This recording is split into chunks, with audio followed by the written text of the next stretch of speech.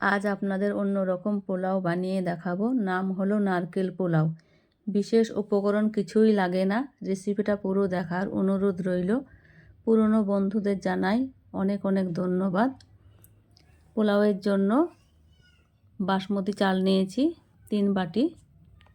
ধুয়ে পরিষ্কার করে জল ঝরিয়ে নিলাম।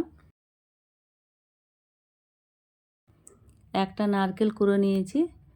নারকেলে 2 চামচ চিনি দিয়ে ভালোভাবে মিক্স করে নিচ্ছি। কড়াইয়ে 2 চামচ ঘি দিয়ে দিলাম। ঘিটাকে গলিয়ে নেব। উপর দিয়ে এলাচ, দারচিনি, লং, জয়ত্রী দিয়ে দিলাম। ঘিয়ের সঙ্গে কিছুক্ষণ নেড়ে নেব। হালকাভাবে নেড়ে নেব। উপর দিয়ে কাজু দিয়ে দিলাম। কাজুও 1 মিনিট মতো ভেজে নেব। ভেজে নেওয়া হয়ে গেছে।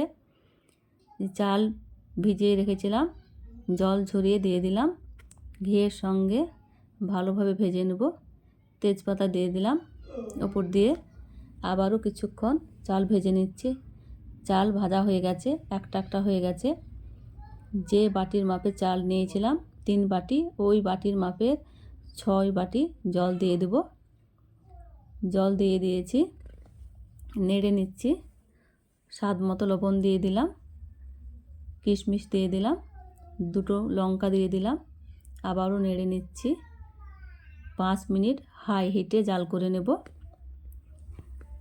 ভিডিওটি ভালো লেগে থাকলে লাইক, শেয়ার, কমেন্ট, সাবস্ক্রাইব করে পাশে থাকবেন। ভিডিওটি স্কিপ না করে পুরো ভিডিওটি দেখে নেবেন। আমার 5 মিনিট রান্না করা হয়ে গেছে হাই হিটে। গ্যাসের আঁচ কমিয়ে দিয়ে চিনি দিয়ে নারকেল মাখিয়ে রেখেছিলাম, ওপর দিয়ে দিয়ে দেব। এই সময় গ্যাসের আঁচ একদম কমিয়ে রাখব।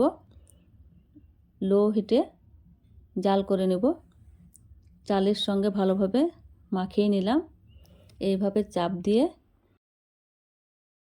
লো আঁচে রান্না করে নেব আবারও 5 মিনিট। আমার 5 মিনিট হয়ে গেছে। 5 মিনিট পর ফিরে এলাম। আবারও নেড়ে নিচ্ছি। তলা উপর করে দিচ্ছি। দেখুন কত সুন্দর ঝরঝরে হয়েছে। একদম একটা একটা হয়েছে। দেখতেও তো দারুণ সুন্দর হয়েছে। আমার হয়ে গেছে, নামিয়ে নিয়েছি। একটা থালায় ঢেলে নিচ্ছি।